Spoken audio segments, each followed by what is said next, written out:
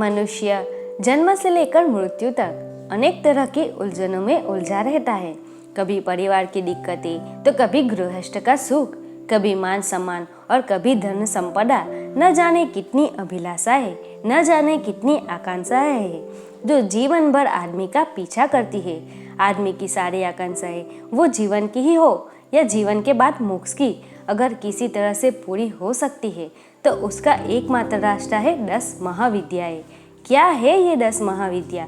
क्या आप इनके बारे में जानते हैं? तो दोस्तों, इस वीडियो में हम 10 महाविद्याओं के बारे में जानेंगे। प्रकृति की सभी शक्तियों में, सारे ब्रह्मांड के मूल में ये 10 महाविद्याएं होती है।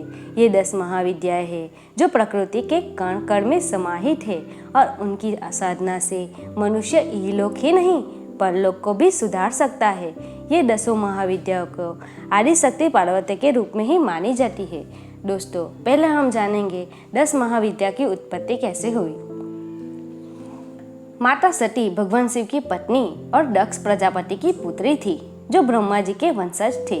माता सती ने अपने पिता की इच्छा के विरुद्ध भगवान शिव से विवाह किया था। राजा दक्ष ने एक महान यज्ञ किया जिसका एकमात्र उद्देश्य भगवान शिव का अपमान करना ही था, जिसमें उन्होंने भगवान शिव को छोड़कर सभी देवता को आमंत्रित किया। माता सती ने नारद मुनि से अपने पिता के यज्ञ के बारे में सुना तो उन्होंने भगवान शिव जी से यज्ञ में भाग लेने की अनुमति मांगी। उन्होंने कहा कि एक बेटी को अपने पिता के निमंत्रण की आवश्यकता नहीं है, पर भगवान शिव ने उन्हें यज्ञ में ना जाने की सलाह दी। यह सुनते ही माता सती उग्र हो गई। उन्हें लगा कि शिव जी उनके साथ एक अज्ञानी महिला की तरह व्यवहार कर रहे हैं, न कि ब्रह्मांड की माँ के रूप में। भगवान शिव को दिखाने के लिए कि वास्तव में क्या है, उन्होंने एक अलग रूप ग्रहण किया। एक दिव्य माँ का ऐसा होते ही समुद्र में विशालकाय तूफान उठने लगे, पहाड़ हिल गए और उनके रूप ने संपूर्ण वातावरण को अविश्वसनीय कर दिया। यह रूप देखकर भगवान शिव सन्न रह गए और स्थिति को देखकर वहां से जाने लगे, पर वहां जिस भी दिशा में जाते दिव्य माता उनका रास्ता रोक लेती। दिव्य माता अपने आप को 10 दिशा में अपने अलग अलग 10 रूपों में स्थापित कर उन 10 दिशा की रक्षा कर रही थी और असीमित शक्तियों के दाता उन 10 दिशाओं में को लांघने में असमर्थ हो गए, क्योंकि माता ने वह मार्ग अवरुद्ध कर दिया था। तो दोस्तों, अब जानते हैं कि इन 10 महाविद्याओं के नाम क्या है। माँ काली। सबसे पहले माता सती ने माँ काली का रूप धारण किया। उनका वह रूप भयभीत करने वाला था।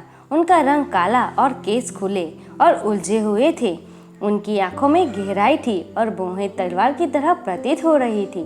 कपालों की माला धारण किए हुए उनकी गर्जना से 10 दिशा भयंकर ध्वनि से भर गई। माँ काली का उल्लेख और उनके कार्य की रूपरेखा चंडी पाठ में दी गई है। उन्होंने ही चंड और मुंड का वध किया और रक्त बीज का रक्त पिया था।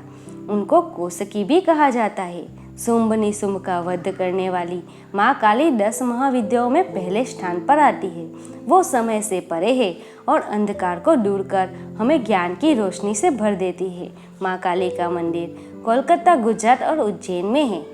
माँ तारा महाविद्या इस सूत्री के केंद्रीय सर्वोच्च नियामक और क्रियारूप महाविद्याओं में द्वितीय महाविद्या है।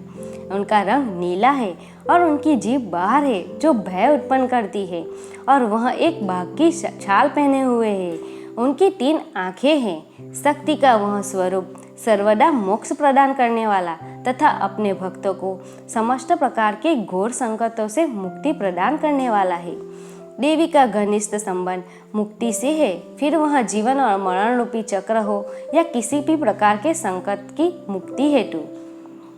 माँ तारा का मंदिर पश्चिम बंगाल में वीरभूत जिले में है और दूसरा मंदिर हिमाचल प्रदेश की राजधानी शिमला में है। माँ षोडशी। 10 महाविद्या में माँ षोडशी भगवती का तीसरा स्वरूप है, जिन्हें त्रिपुर सुंदरी भी कहा गया है।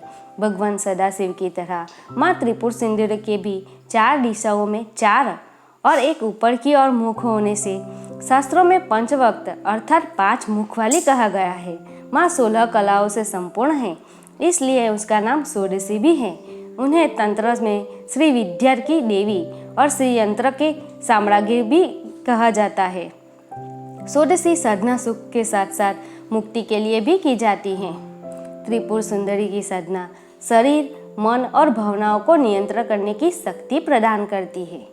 माँ भुवनेश्वरी चौथी महाविद्या है। भुवन का अर्थ है ब्रह्मांड और ईश्वरी का अर्थ है शासक, इसलिए वे ब्रह्मांड की शासक है। वे राजराजेश्वरी के रूप में भी जानी जाती है और ब्रह्मांड की रक्षा करती है। वे कई पहलुओं में त्रिपुर सुंदरी से संबंधित है। माँ भुवनेश्वरी को आदि शक्ति के रूप में जाना जाता है, यानी शक्ति के शुरुआती रूप में से वो एक है। देवी भुवनेश्वरी देवी पार्वती के रूप में जानी जाती है। देवी 3 नेत्रों से युक्त त्रिनेत्रा है। उन्होंने अपने मस्तक पर अर्धचंद्रमा धारण किया हुआ है। 4 भुजाओं से युक्त देवी भुवनेश्वरी अपनी 2 भुजाओं में पाश तथा अंकुश धारण करती है और अन्य 2 भुजाओं में वर तथा अभय मुद्रा प्रदर्शित करती है। उन्होंने ही दुर्गमासुर नामक दैत्य का वध कर समस्त जगत को भयमुक्त किया था और इसी कारण वे देवी दुर्गा के नाम से प्रसिद्ध हुई, जो दुर्गम संकटों से अपने भक्त को मुक्त करती है। यह शाकंभरी के नाम से भी प्रसिद्ध है। माँ भैरवी 10 महाविद्याओं में माँ भैरवी 5वां स्वरूप है। भैरवी देवी का एक कुड और दिल दहलाने वाला रूप है, जो प्रकृति में माँ काली से ही शायद अभिवाज्य है। देवी भैरवी भैरव के समान ही है, जो भगवान शिव का एक उग्र रूप है, जो सर्वनाश से जुड़ा हुआ है। देवी भैरवी को मुख्य रूप से दुर्गा सप्तशती में चंडी के रूप में देखा जाता है, जो चंड और मुंड को मारती है। वे सभी भय से मुक्त है और हमें सभी भूल से मुक्त कराती है। देवी भैरवी की साधना बुरी आत्माओं और शारीरिक कमजोरियों से छुटकारा पाने के लिए की जाती है। छिन्नमस्तिका 10 महाविद्याओं में देवी का 6ठा स्वरूप है। उन्हें प्रचंड चंडी के नाम से भी जाना जाता है। छिन्नमस्तिका देवी के हाथ में अपना ही कटा हुआ सिर है तथा दूसरे हाथ में कतार है। देवी छिन्नमस्तिका की उत्पत्ति के बारे में कई कहानियां हैं और कई पुराणों में भी उनका अलग अलग उल्लेख है। और उनकी माने तो देवी ने कोई बड़ा और महान कार्य पूरा करने वाला यही रूप धारण किया था। उनके स्वरूप को हम देखें तो उनके एक हाथ में खड़ग है। अपने कटे हुए स्कंद से रक्त की जो धाराएं निकलती है, उनमें से एक को वह स्वयं पीती है और अन्य 2 धाराओं से अपनी वर्णनी और साकिनी नाम की 2 गणों की वो तृप्ति कर रही है। शिव शक्ति के विपरीत रति आलिंगन पर आप स्थित है। छिन्नमस्तिका साधना अपने क्रूर स्वभाव के कारण तांत्रिकों तथा सब कुछ त्याग कर चुके महानुभुओं तक ही सीमित है। आम लोगों के लिए इनकी उपासना खतरनाक है। हालांकि शत्रु का नाश करने के लिए छिन्नमस्तिका की साधना की जाती है। छिन्नमस्तिका का मंदिर झारखंड की राजधानी रांची में स्थित है। माँ धूमावती 10 महाविद्या का 7वां स्वरूप है।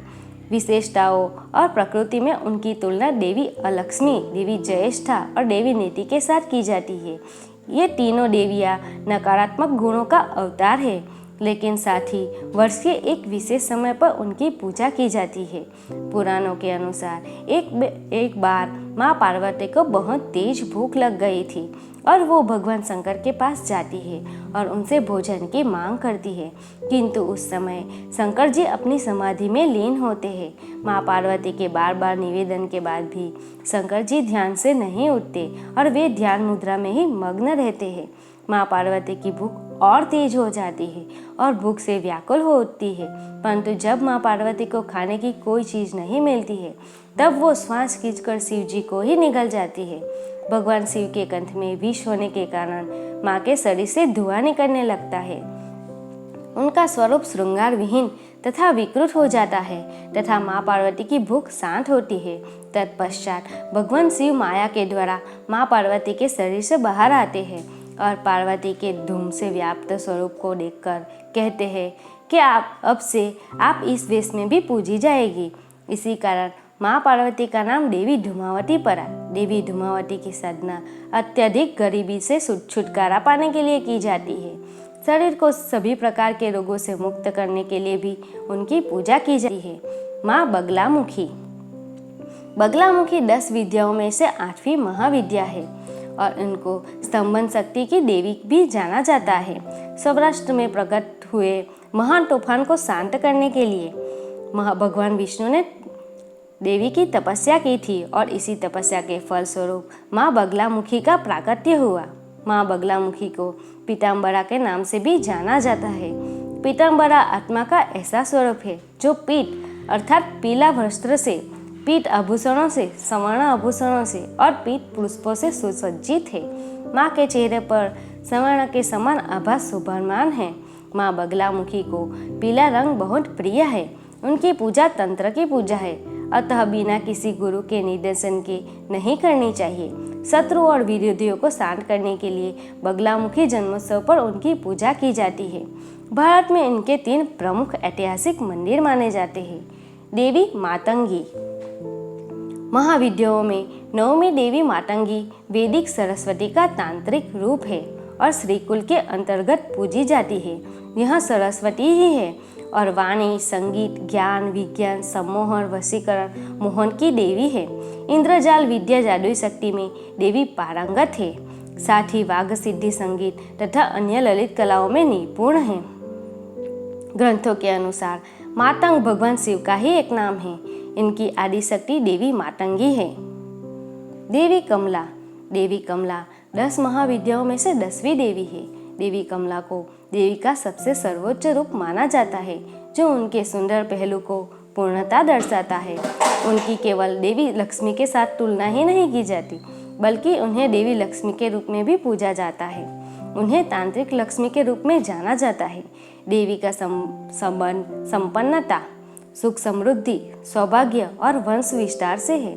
स्वच्छता, पवित्रता, निर्मलता देवी को अति प्रिय है तथा देवी ऐसे स्थानों पर वास करती है। प्रकाश से देवी कमला का घनिष्ठ संबंध है। देवी उन्हीं स्थानों को अपना निवास बनाती है जहाँ अंधेरा ना हो। दोस्तों, ये थी 10 महाविद्याएं। अगर आपको मेरा वीडियो पसंद आए तो मेरे चैनल को सब्सक्राइब कीजिए, वीडियो को लाइक और शेयर कीजिए। धन्यवाद।